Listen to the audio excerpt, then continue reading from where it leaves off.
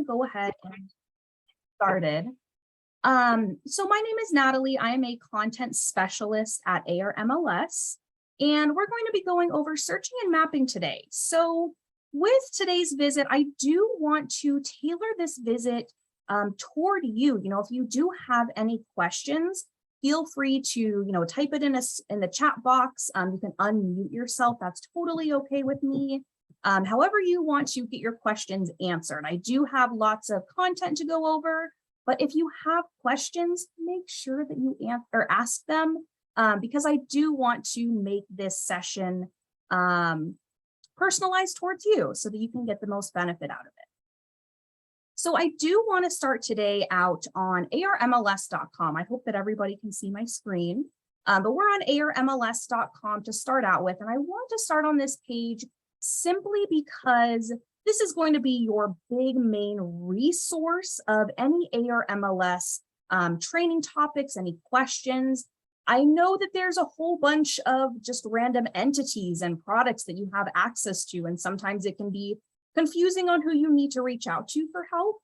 So you do have the ARMLS phone number in the very upper left corner at all times. I recommend to throw that in your phone because you never know when you're going to need it.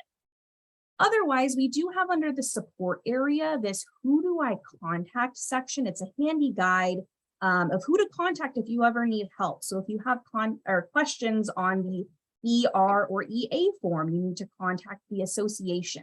If you have questions on like lock boxes, that would be us at ARMLS. So this is just a good handy reference guide to know who you need to reach out to if you have questions.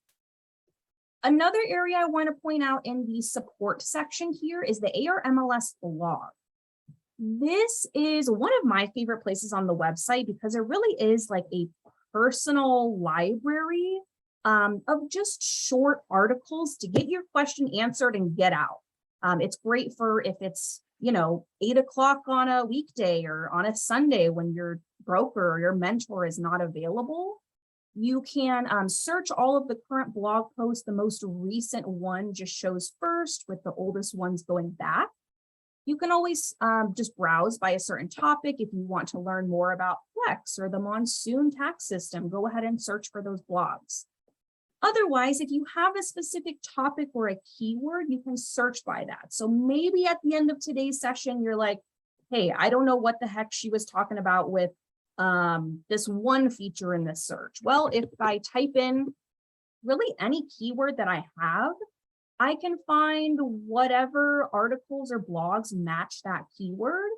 And you'll see that if I click on one of these, they're usually short, sweet, and simple enough to get your question in, get it done, and get out. So I do encourage everybody to sign up for the blog. It's nothing crazy that's emailed out. It's about 2 times a week on a good week. But they are articles that are made for you guys. They're questions that are currently coming up that are relevant to today. So they're good things to just keep in mind. Just, what ARMLS is talking about, maybe what the market's talking about. And then another thing I wanted to show you on this website is just the learning area. So if you do have a little bit more time on your hands, you want to dive a little bit deeper into some of these products and features. My favorite are going to be the online classes. And I'm just going to click on this first option of classes at the top. So here you can see all of the online classes, and I like these because they're self-paced. They're pre-recorded modules that I can take in my own time. I can take them once, I can take them 6 times. I can always back up if I need to. And they have like little quizzes at the end, which can help like test your knowledge to see if you really have a good understanding of it. So I really like that part of it. Now, we also have some live in-person classes. So if this is kind of your style, you like the traditional in-person classroom style where you can ask questions, we do have some in-person classes as far as one about searching. It does go over subscriptions and portals as well if you're interested on that topic. We have a class on listing in Flex MLS and one on the monsoon tax system. I think it's a really great product, especially if you're not too familiar with monsoon. I think you can get really good benefit out of it. But then also, if you are a newer agent, first of all, welcome.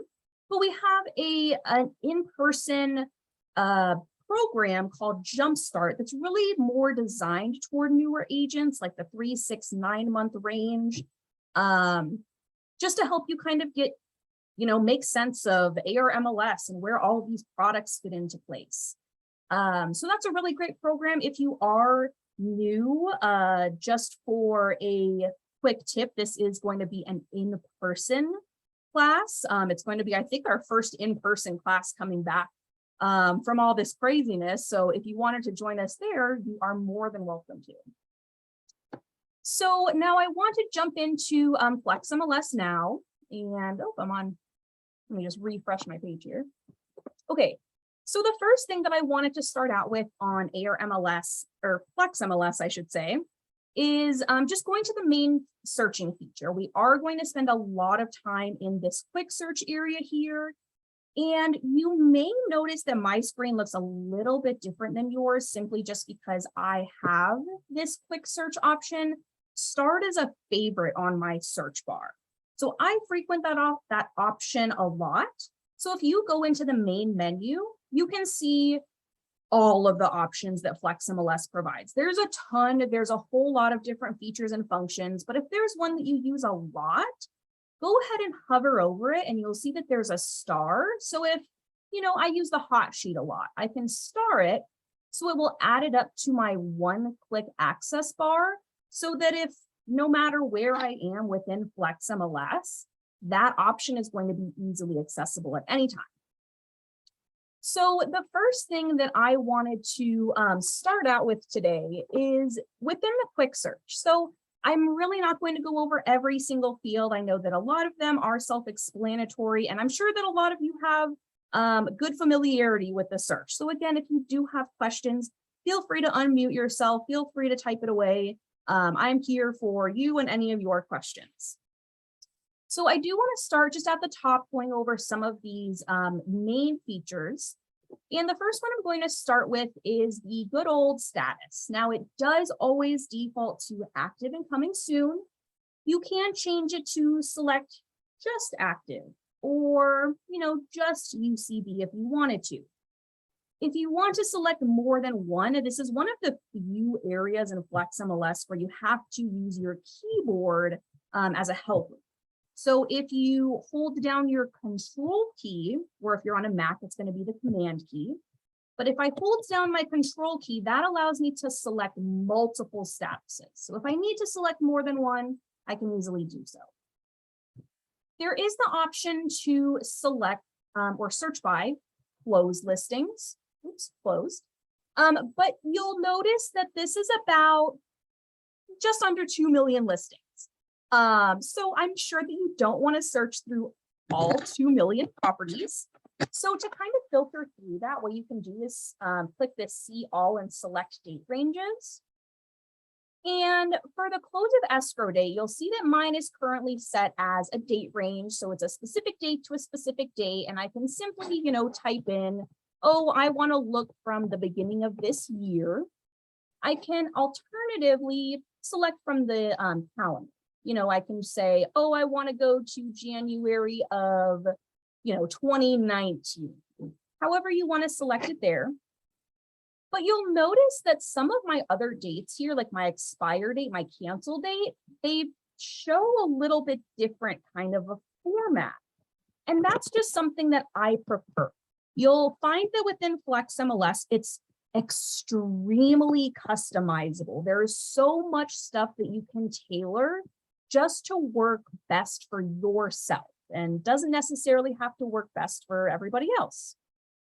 So for me, I like to have the close of escrow date range showing as the days back. In order to do that, there's these little tiny arrows pointing to the right and left. They look like an equal sign because it's so small. But when I click on that, I can now just search by days back.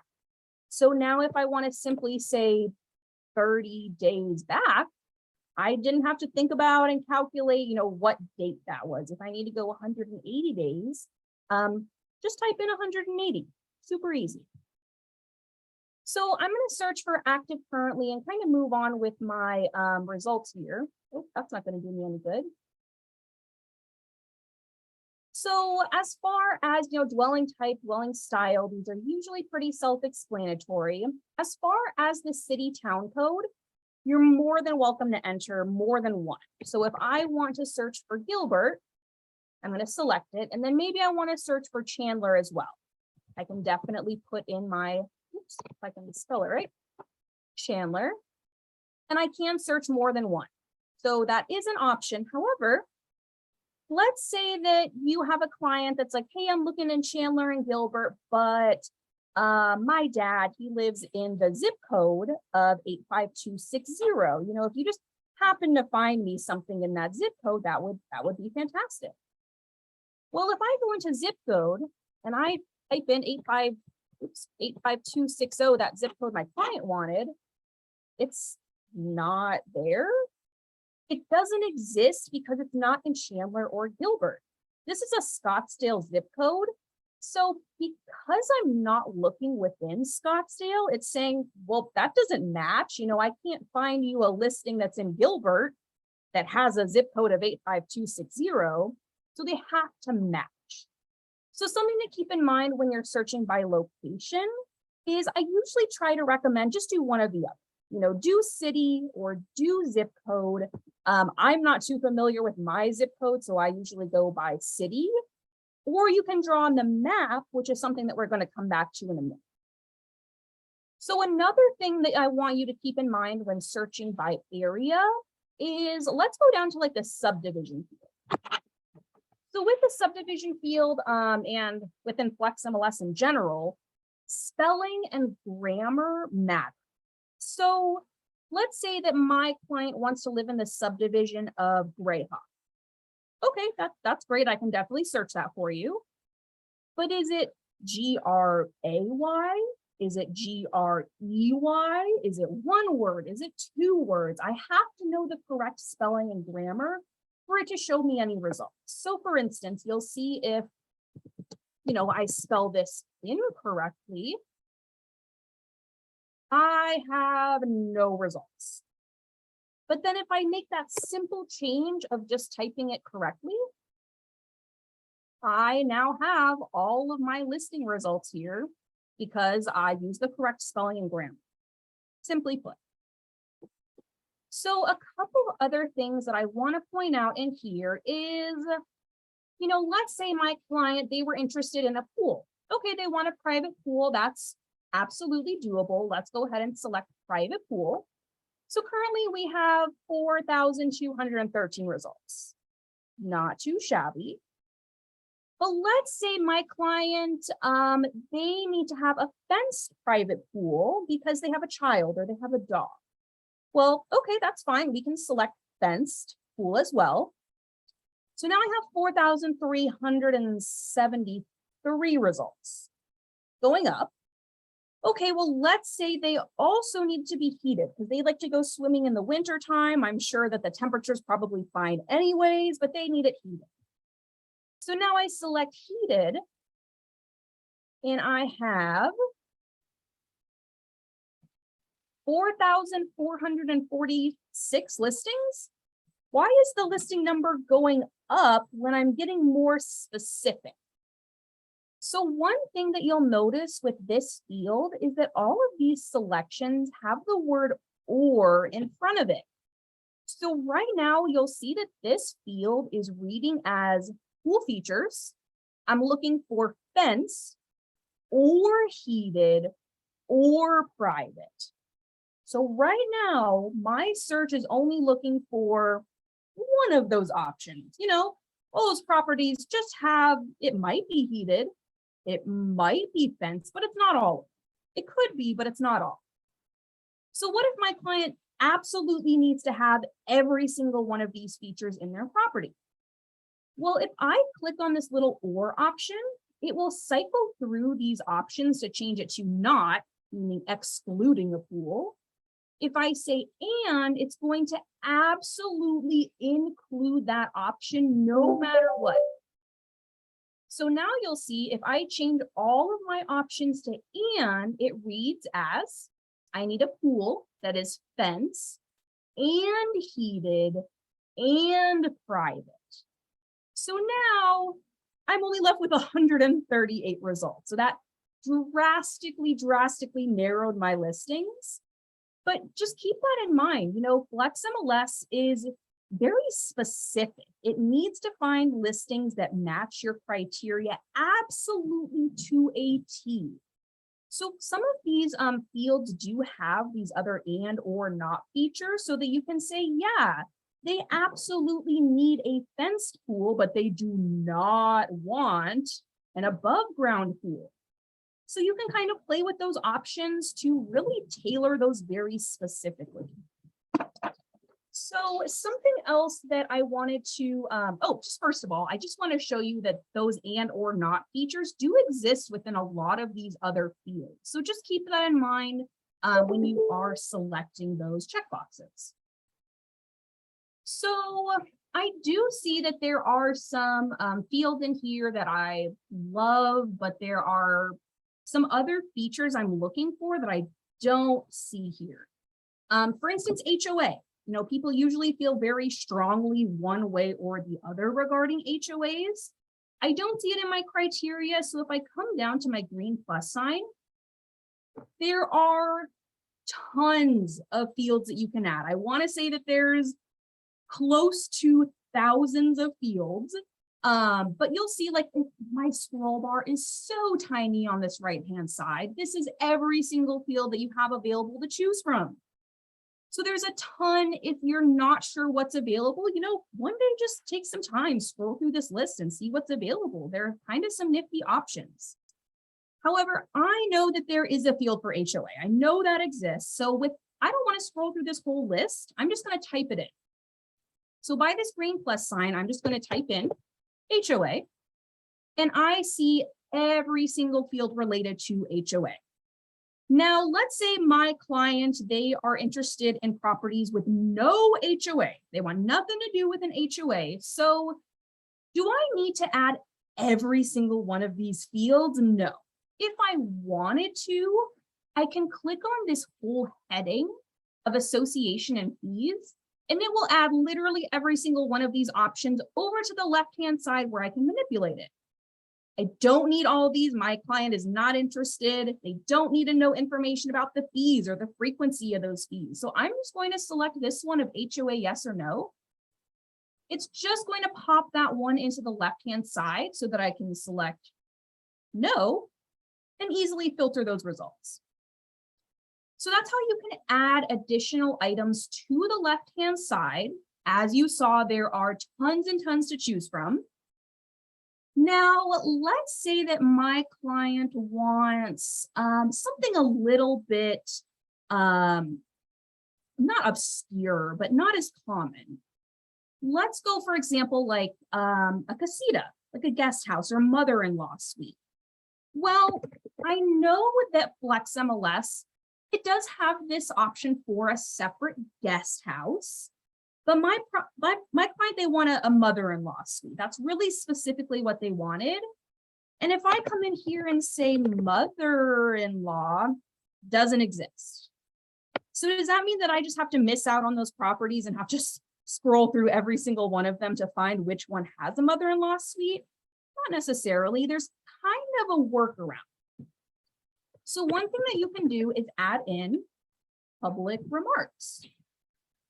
So what I can do here is I can search by a keyword. So I just have to kind of hope that whatever listing agent that added a property with their, marketing hat on and typing all their remarks, they said, hey, come check out this beautiful property that has a mother-in-law suite. Let's check it out. So I'm going to come in here to my public remarks and I'm going to do something incorrectly on purpose. So I'm going to type in mother-in-law, and I have 34 results. That's not too bad, but you might notice something with my spelling and grammar. Technically, mother-in-law is spelled with hyphens. Now, public remarks is not a formal searching field. Meaning that's not something that Flex MLS created. It's not something that you can select.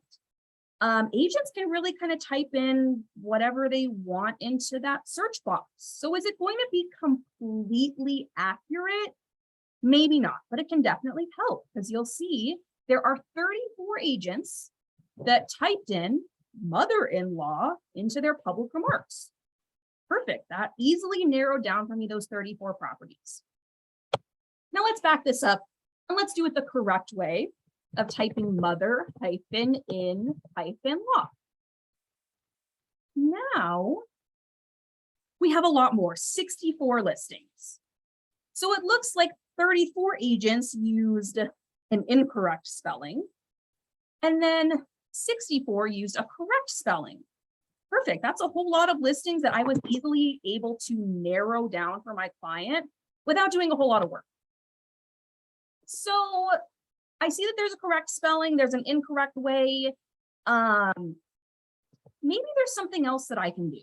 So maybe I can put on my marketing and sales hat and kind of think how a listing agent would think and say, what other kind of keywords might they have used in their public remarks?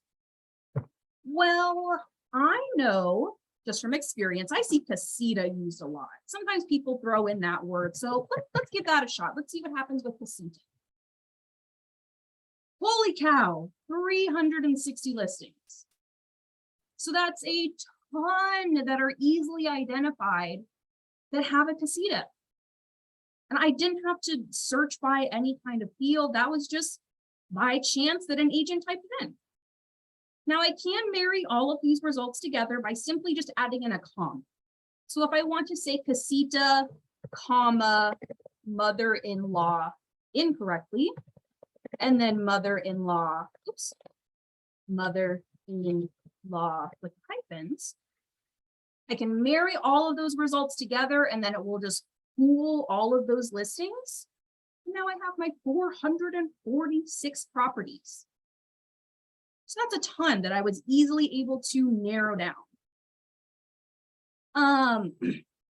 So now that we have, gone through and added a few fields, let's do a really simple basic search here and let's save it for my client.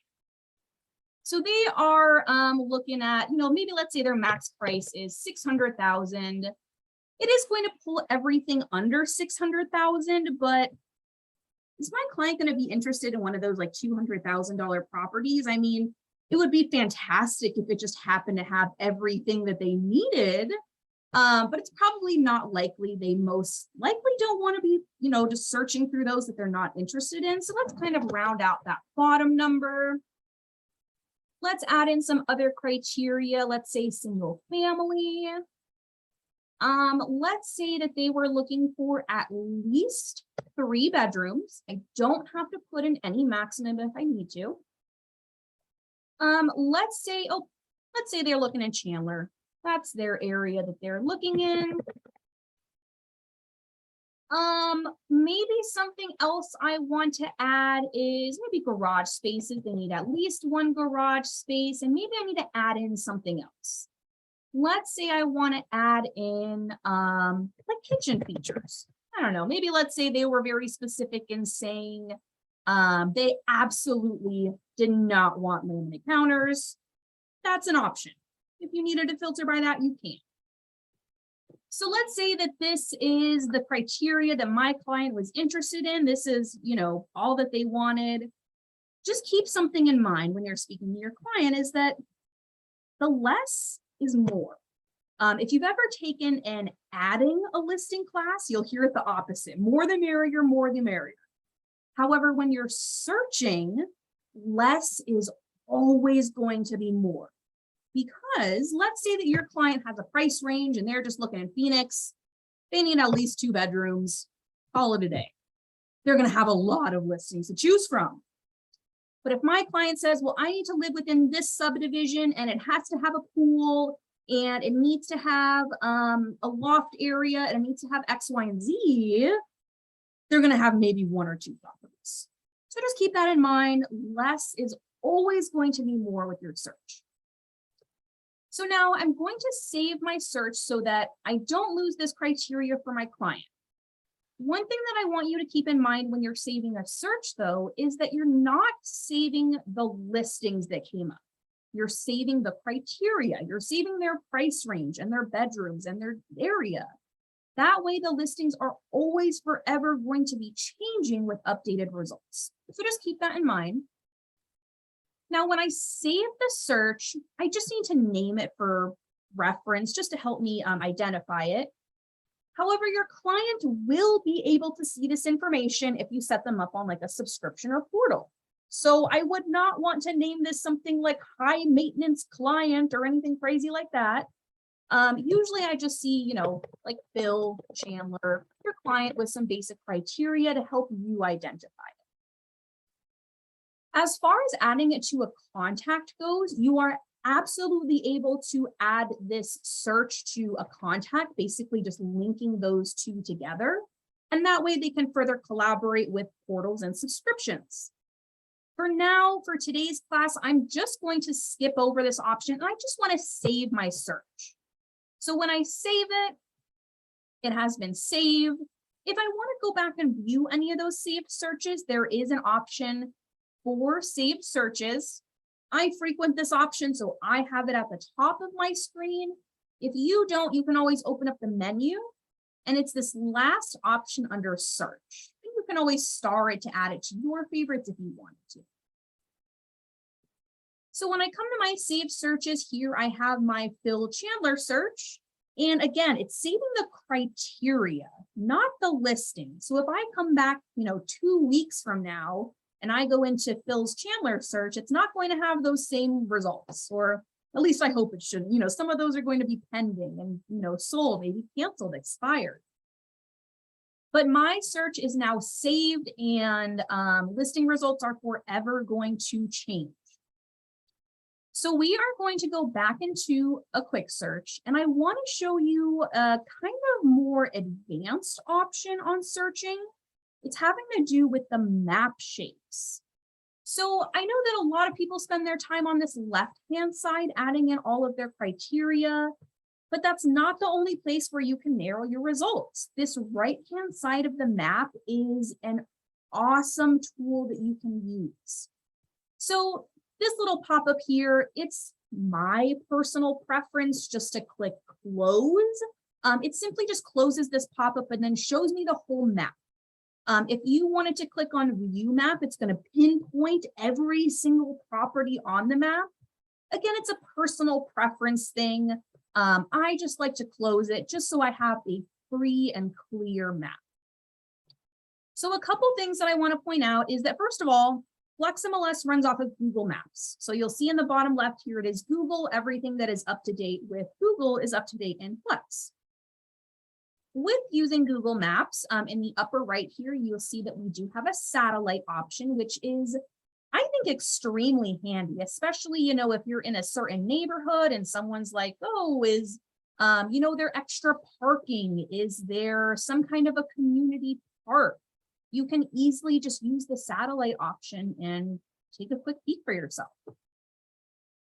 So you can obviously zoom in and zoom out by your scroll wheel on your mouse. If you're using one, there is the zoom in, zoom out options on the left side of the map. But on the bottom panel of the map, there is another zoom feature. Again, it's just personal preference, a whole bunch of different options to do the same thing. But if you wanted to zoom into a specific area, go ahead and just click this zoom guy, and wherever your mouse happens to be clicking, let's say I'm going to click over and go over here. So it's just going to zoom in literally to where I'm clicking rather than like way up here and I say, oh, I'm going to zoom into this spot. It's just a personal preference, however you want to zoom and view the map. Now, I'm currently on this zoom feature and I just want to navigate the map and oh my gosh, it's just zooming and zooming for me. How do I stop? So if I ever want to just go back to my normal like mouse cursor, my pointer, this little hand, I like to call it the little hamburger helper guy. It's just your pan hand. Weird name for it, but it's just your mouse cursor. So that if you do need to go back to navigating the map how you're used to, it gets you out of that zoom feature. So another neat thing that this bottom panel has is this guy called Nosy Neighbor. And it really does allow you to be kind of nosy. So let's kind of zoom into a neighborhood so I can start to see the individual properties. For this feature, I do kind of have to be zoomed in pretty far. But if I click on my little Nosy Neighbor icon, let's be nosy about this property. I'm just going to click it. I get the dimensions. I see the property address, assessor number, and then I see any previous listings of this property. So I see that the last time it was listed was in 2019. It sold for $370. If I need to, I can click on that MLS number and see the photos and see all the details, who the listing agent was, etc. So this is a really great option if you want to be a nosy neighbor. You know, if you're in your own neighborhood or your client is interested in somewhere and you just want to click around and be nosy about all these properties, you absolutely go for it. Just click around and it will show you. Like for instance, this property has never been listed in ARMLS before. You can always look for it in the in Monsoon or by the county, but it looks like this one hasn't been listed in MLS before. So another thing on this bottom panel, I'm just going to go into the next one down, or over, I should say, is our measure tool. It really is truly just a measure option. However, let's say that your client, I don't know, is interested in an area in this Freestone District Park, but they want to know how far away the hospital is just in case they have some kind of a medical emergency. Okay, that's fair. So let's say, I don't know, let's just put my pointer in here. I'm going to click once and I'm just going to pull it over to Banner Gateway and click. It usually has a little pop-up somewhere. Oh, there we go. So let me just redo that. So I'm going to start in my Freestone District and I have, there we go, Banner Gateway. So it's about 3 miles. But is my client going to be able to fly there? Are they going to be able to do a straight shot over diagonal through these neighborhoods? No. So let's do it again. And let's see, like by the roads, let's get a more accurate measurement of how far the hospital is. So maybe they're going to go up this little road here, you know, take Guadalupe over, maybe they'll come north and then go on this tiny little side street. Okay, so it looks like more realistically, the hospital is 4¼ miles away. So it's really just a measure tool. You can do multiple different segments for the total, but it just allows you to measure a distance. So my favorite options on the map here are, besides just using it for visual references, I want to use it to search by. So you do have 3 different shapes that you can use to narrow your results. So let's say that I have a client, they work in the Scottsdale Airport, and they currently live down in Chandler, and that's kind of their place. And they're like, you know what? I just want you to find me something along the 101. You know, that's an easy route for me to go to work. I don't care if it's still down in Chandler, if it's still up in Scottsdale. I just don't want to go, you know, west of that 101 where it starts to turn. And then I also don't want to go north or south of the 202. Okay, well, what I can do, let's grab my rectangle tool. And I'm going to go just a mile or 2 off of the 101, just so that they have, you know, a little bit proximity to that highway. So let's maybe go here. I'm just going to click, or I'm going to, click, and then I'm just going to drag my mouse about a mile or 2 east and west of the 101. And I want to stop the 202 here at the south side, and I'm just going to single click again. And you'll see it borders my map. Again, I get this little pop-up just as a personal preference of, hey, do you want to see the map all free and clear? Or do you want to view those tiny little pinpoints of where each property is located? Personal preference, I like to close it. You'll now see I have 1,152 properties just in that square. I'll actually turn those listings on so you can kind of see where they're pinpointed. maybe. Looks like it just wants to take its time for me today. But yeah, it really will pinpoint all of those in the map there.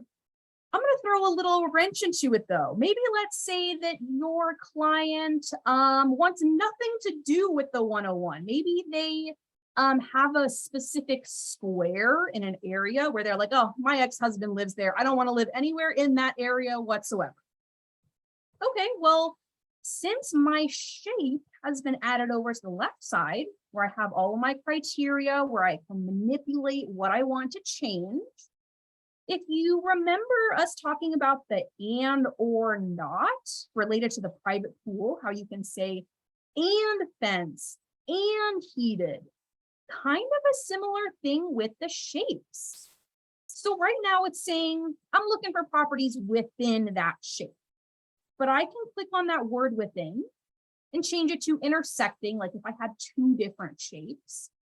But I could also say not within, which is, oh gosh, it's going to pull literally everything that is not within that tiny area. But that's a great way to eliminate an area if your client is absolutely not interested in a specific area or location. So I want to get rid of this little triangle. I want to go on to my next shape. How do I get rid of it? Well, there's two different ways. I'm going to show you both ways. Easiest way, in my opinion, over on the left-hand side here, click on the little X. Just gets rid of your shape, easy as that, and then goes back to all results. So I'm going to close the map, and I'm going to use this. It's trying to load for me. Let's do a little refresh here. Okay. So I'm going to use my next shape. So let's say that I have a client that is a doctor, and this client is contracted with a hospital. So they have to live within like a certain amount of miles from that hospital, just in case of any medical emergencies. Okay. So let's say they're up at Banner Desert here, and they have a contract that says they can live 4 miles, a 4-mile radius from their property. There's two ways that I can do this. So I can simply click on my little circle here. I'm just going to start at Banner Desert Medical right here. Click it once, start to pull away, and you'll see that I have this tiny little indication of how many miles it is. So I'm going to stop at that 4-mile point. Just click again. And sure enough, I have my circle and all of my listings. Oh, there are all those pinpointed listings within there. So another thing that I could do to pinpoint a location is by using my pinpoint. Maybe they say, well, I want to live within a 5-mile radius of my work. Okay, well, let's just type in, work. Let's start at the ARMLS building in Tempe. 251. So there's your building in Tempe. And then I can say, use this location. Let's say my client wants to live 5 miles from work. Okay, well, let's start a radius search and go 5 miles from there. And it's going to load for me. Sometimes it just needs time to think. Perfect. So now you see I have my 2 overlaying circles. So maybe let's say that this is like a husband and wife. Husband works at ARMLS and they want to, live within a certain proximity of ARMLS. But then the wife works for Banner Desert and they have to live within a proximity of the hospital. Well, these properties aren't going to work for the husband. These properties over here aren't going to work for the wife. Well, hey, let's bring it back over to here where my criteria is. And instead of saying within both of these circles, I want it to be intersecting those circles. And I don't know. Oh, there we go. Taking a little bit to load. But you'll see here, it's just pulling those intersecting listings. So that's perfect. I know that, doctors are always married to doctors, it seems. So if you happen to have 2 doctors that are contracted, Great way to do that. Now, I do want to delete these shapes now. So I can, yes, just come over here, click on my little X, and it will remove that shape. Or maybe I have this 4-mile radius around the hospital. You know, they double check their contract and they're like, well, wait, it was 4.5 miles. If I click on this shape, I can modify it. If I click on edit, I can change the color if I want to, you know, make it pink or purple, whatever. But then I can edit the shape. If I come out and it brings me into this edit shape mode where I have this little orange circle in the middle. So if I say, oh, this was my mistake, it wasn't Banner Desert, it was way over at Banner Gateway, I can change my circle. But then additionally, I have this little one on the edge where I can change that radius again. So I can pull it out to 4.5 if I needed to. One thing that always throws me off about editing the shapes though, is that I can't really use my map, or it just keeps on loading and loading. It goes in this weird edit shape mode on the map. So I have to just click on leave edit shape mode, and it will say, okay, you're done with your shapes. Thanks, I'm gonna finally load it up. So you have your shapes. I'm just gonna delete that one. I'm gonna click on this guy, edit, and remove. So the last shape that we have, oh, and I'm gonna do a refresh because all those weird guys bother me. So our polygon, this, excuse me, is a way for you to do your own custom shape. Literally whatever shape that you want to, you can draw it. And with this, I'm going to throw a wrench in it. Let's say my client, they are really interested in a specific area, like Arcadia. You know, let's say that they're interested in Arcadia. I can draw that shape, but I don't really know what that, you know, area looks like. If you're looking at Ahwatukee, like, sure, I could draw it. But here's another really good reference tool that the map has. And I personally use it often. I think it's a really good tool. In the upper right hand, you have overlays. One thing I want you to keep in mind, though, is that these options are just for visual purposes. They don't narrow down your listings at all. It's just for you to see things on the map. For instance, like FEMA flood zone. Like, is this narrowing down all of the properties that are in a flood zone? No, it's just showing you visually on the map where the flood zones are. With these overlays, you can stack them on top of each other. So if I wanted to see, like, you know, AZ cities and towns, I can stack those so that I see Scottsdale and the flood zones. I think stacking them can get super muddy, very messy. So I like to do just one at a time. Oops, let's toggle off the FEMA. Let's do cities and towns. So there I can see that. How I was mentioning, like, I'm not very familiar with my zip codes. Good thing we have a zip code overlay. If you're not really familiar with that 85260 zip code, I can see, oh, well, it's in Scottsdale over here. That's why I couldn't have added it in your Chandler Gilbert search. So another thing that this overlay option has are some Maponics. So you'll see that any of these called Maponics are kind of just like common like community names or neighborhood names, etc. So let's like throw on one of these neighborhood ones. Let's see what we get. I kind of have to zoom in. Oh, here I have Greyhawk. I have my DC Ranch. It just outlines those common areas. So McCormick Ranch. Hey, Arcadia, that's what I was looking for. I want to search by Arcadia. That's what my client wanted to find. But I can't just click on this and add it over to my left-hand side to narrow those results. It's only going to filter listings if items are on the left-hand side. So how do I get it over there? I'm just going to draw my own shape. I think that's the easiest way to do it. So let's go into this last shape of my polygon, and I'm just going to start at one corner, and I'm just going to click, drag it over, and click and click and click into this weird kind of like bird shape thing. And once I'm done, I'm going to click. And oh goodness, I'm done with my shape. How do I tell it to stop?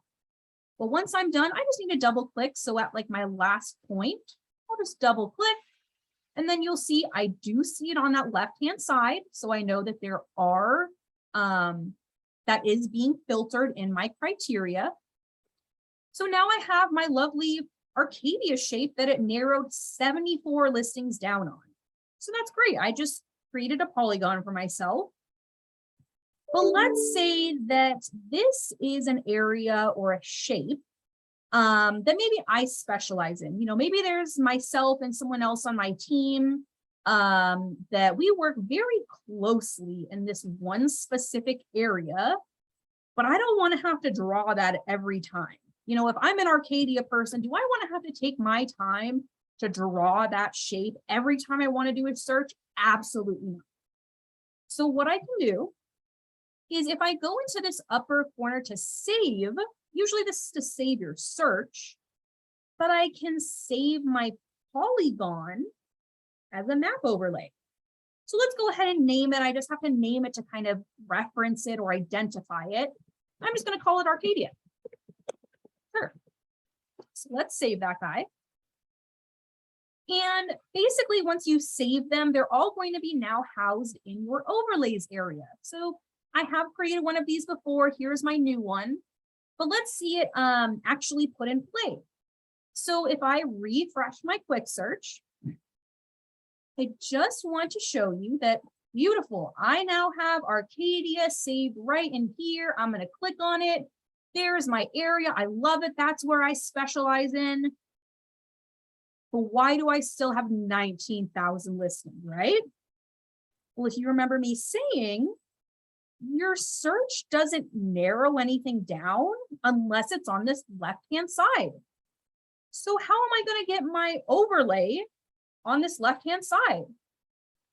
This very first field right here, you can search by MLS number, address, or a map overlay.